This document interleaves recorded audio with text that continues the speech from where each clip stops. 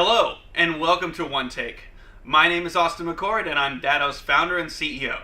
Today, I want to spend a few minutes talking about backup for Office 365.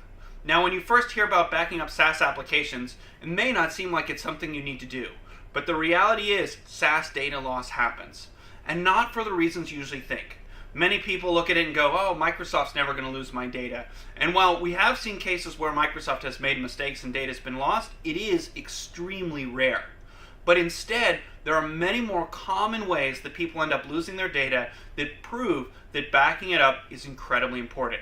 Number one way that people end up losing their SaaS application data is because the employees themselves remove the information.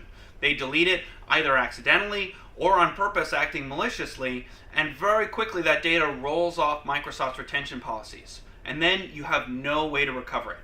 That's where backup for O365 comes into play.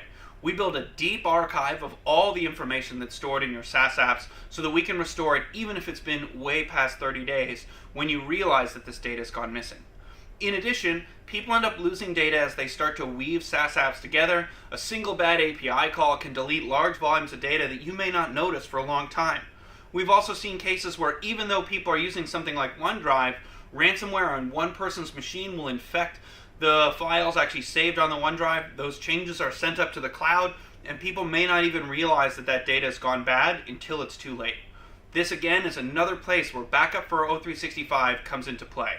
It's one of the most important things to do when you're looking at actually deploying SaaS applications is to ensure that you have a robust data protection strategy in place the same way that you might look at it if you were deploying an on-prem application.